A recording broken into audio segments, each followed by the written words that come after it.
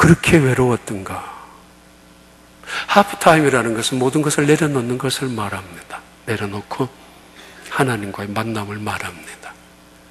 적어도 기도의 시간은 가방 깊이, 아니면 뭐 찾는 사람들 없잖아, 있겠지만 옛날에 없이도 얼마든지 살았잖아요.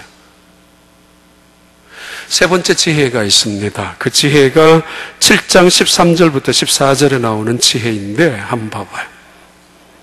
하나님께서 행하신 일을 보라. 하나님께서 굽게 하신 것을 누가 능히 곱게 하겠느냐. 오늘 제목이기도 합니다. 하나님께서 행하시는 일을 보라. 하나님께서 굽게 하셨다면은 누가 능히 곱게 하겠느냐, 이 말입니다. 14절 함께 읽겠습니다. 형통한 날에는 기뻐하고 곤고한 날에는 되돌아보아라. 옛날에는 곤고한 날에는 생각하라, 이 말입니다. 이 두 가지를 하나님이 병행하게 하사 사람이 그의 장래일을 능히 헤아려 알지 못하게 하셨느니라. 혹시 기억하십니까? 지난주 전도서 3장 1절에 천하 범사가 기한이 있고 모든 목적이 이룰 때가 있나니 때와 기한이 있다라고. 너무 조급하게, 너무 욕심을, 아니 내가 너무 교만하게 내 때가 내가 원하는 방법으로 반드시 이루어져야 된다라고 우기지 말자라는 것을 말씀드렸고, 그리고 3장 11절에 그 귀한 말씀이었습니다. 하나님께서는 모든 것을 때를 따라 아름답게 하셨으니 이는 그 때 속에서 영혼을 사모하는 마음을 인간에게 주셨음이니라. 그러나 사람에게 장래일을 알지 못하게, 장래일을 측량하지 못하게 하셨느니라. 한국에 있으면 미국 가고 싶고, 미국에 있으면 한국 오고 싶고, 한국 가고 싶고, 우리 이민자들은 대부분 그렇지 않습니까? 휴스턴에 살면 캘리포니아 가고 싶고, 날씨 좋다 그러면 나도 이사 갈까. 겨울이면 여름 좋고, 여름이면 겨울 좋고, 언제 한번 행복해 본 적이 없는 사람들, 한 번도. 이 교회에 있을 때는 싫고, 저 교회 가면 이 교회가 더 좋고, 저 교회가 다시 나빠지고, 가는 교회마다 불평이고, 그쪽 교회가 더 좋았던 것 같고, 다행히 제가 만난 우리 교회 오신 분들은 정말 좋다고, 우리 교회 그렇게 합니다. 뭐 그렇게 말 안 하면 어떻게 할 거예요? 얼마나 불행한데. 이 사람 만나면 저 사람이 더 좋은 것 같고, 저 사람 만나면 이 사람 더 좋은 것 같고. 하나님이 모든 것을 아름답게 하셨습니다. God makes all things. 하나님이 모든 것을 만드셨습니다. Beautiful. 아름답게. 그리고 in His time. 그의 시간대로, 그의 시간 안에서. 14절의 말씀도 맞습니다. 같은 말씀입니다. 하나님이 우리를 향하여 형통한 날에는 기뻐하게 하고 좋은 날에는 기뻐하고 감사하게 하고 하나님을 잊어버리지 아니하고 감사하게 하고 기뻐하게 하고 곤고한 날에는, 고통한 날에는, 아픔의 날에는, 슬픔의 날에는, 괴로운 날에는, 질병이 찾아온 날에는 그 순간에는 뒤돌아보도록 생각하도록 하셨던 시간을 우리에게 주셨다고. 그러면서도 우리에게 장래일을 알지 못하도록. 그게 하나님의 섭리 아닙니까? 우리가 장래일을 알고 미리 준비하고 장래일을 알고 먼저 결정하고 살아갔다면 인생의 의미는 별로 좋은 것은 없을 것입니다. 이 세 번째에서 가르쳐주는 지혜는 시간을 소중하게 여기라, 같은 의미입니다. 소중한 시간에 때를 지내라고. 감동하고 살으라는 이야기고 느끼며 살으라는 이야기입니다. 파란 하늘 보면 파란 하늘 보면서도 감동하고 하나님이 얼마나 위대하신 분인가. 비 오는 날이면 비 오는 날 속에서 하나님이 하시는 섭리 속에서 이 자연이 춤을 추고 있는 세상을 바라보면서 하나님의 기가 막힌 섭리, 솜씨를 다시 한번 찬양하며 살아가는 것. 그것이 하나님이 때를 따라 아름답게 하셨으니 그 의미고, 또 우리에게 가르쳐주는 의미입니다. 너희는 뒤돌아보아라, 생각해보아라.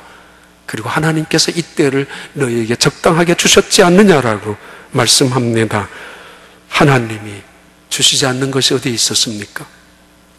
세상 사람들은 다 시시하다고 여기는 거, 그런 소중한 시간, 하나님이 남겨주신 시간에 때를 알고 살아가는 사람들일수록 시시한 것이라 할지라도 감사하고 소중하게 고마움을 느낍니다. 형식적인, 가식적인 고마움이 아니고 진정으로. 갑자기 어느 날 어떤 사람이 나와서 공기를 들이마시고 땅을 쳐다보고 하늘을 쳐다보고 나무를 만지고 기뻐하는 사람들이라면 교도소에서 금방 나온 사람이라든가 아니면 질병에 오랫동안 가정에서 가두어져 있거나 아니면 병원에 있다가 퇴원한 사람들일 수 있을 것입니다. 그들에게 나타나는 이 세상, 축복입니다. 감동입니다. 남들은 눈여겨보지 아니하고 남들은 보잘것없이 오히려 그냥 지나쳐 버릴 수 있는 일들 앞에서도 이것은 내게 이루어진 기적이라고, 이것은 내게 이루어진 놀라운 하나님의 축복이라고 감동하고 살아가는 사람들, 그들에게 던져주시는 하나님의 말씀입니다. 모든 시간이 아름답다고, 그리고 모든 때가 적당하다고. 지금이 말이에요. 옛날에 그랬죠. 황금과 소금과 지금, 이 금 세 가지가 가장 중요한 금인데 그 중에 금 중에 금은 지금이라고, 소중한 시간의 때를 말합니다. 마지막 네 번째 지혜입니다. 전도서 7장 1절부터 2절 한번 볼까요? 1절부터 2절 같이 한번 읽습니다. 좋은 이름이 좋은 기름보다 낫고 죽는 날이 출생하는 날보다 나으며 초상집에 가는 것이 잔치집에 가는 것보다 나으니 모든 사람의 끝이 이와 같이 됨이라. 산 자는 이것을 그의 마음에 둘지어다. 예, 시작이 뭔지 알아요? 결혼이 시작이 아니라 초상집이 시작입니다. 이것을 마음에 두라고. 한 번 더 보겠습니다. 8절과 10절. 8절과 10절. 이 일의 끝이 시작보다 낫고 참는 마음이 교만한 마음보다 나으니.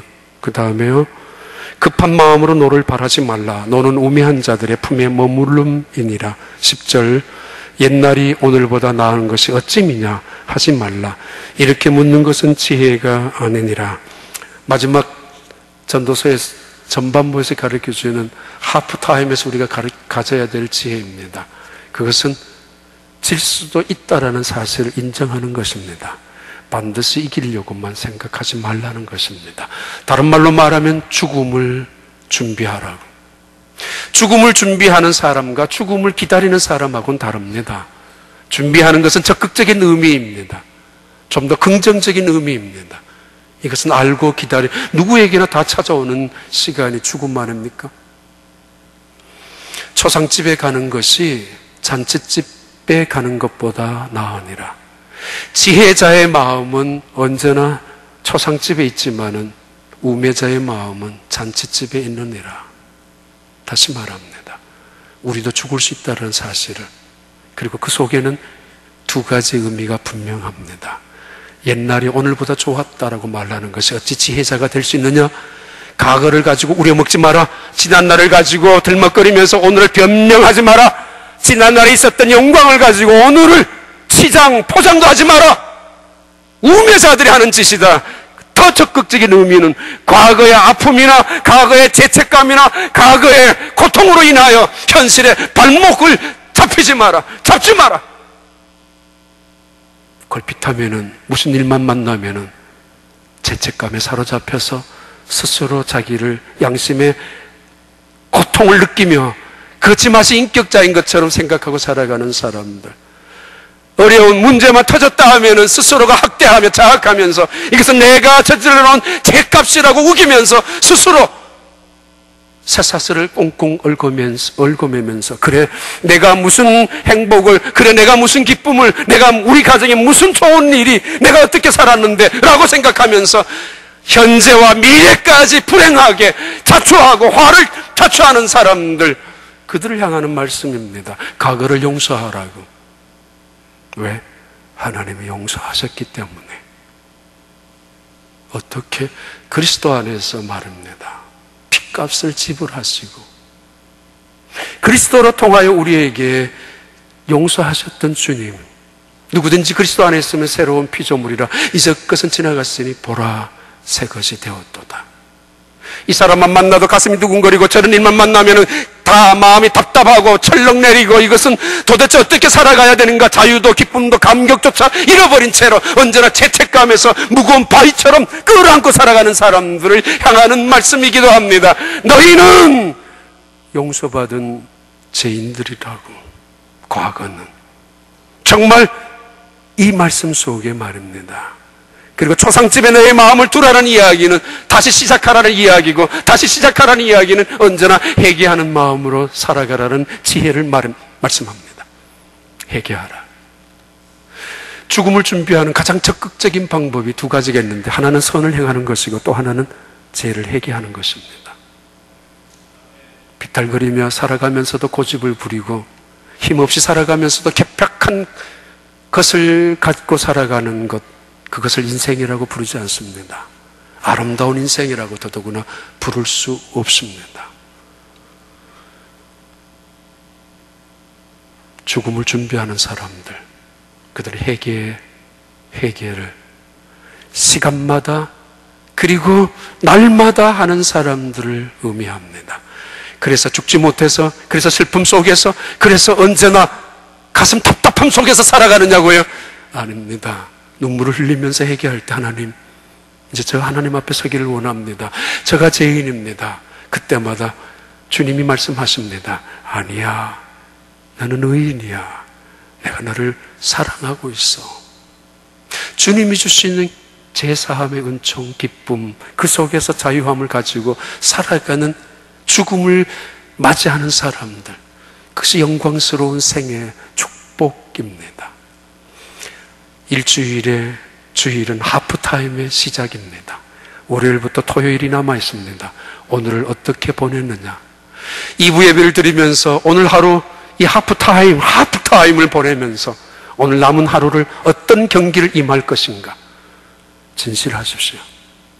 그리고 마음을 비우십시오.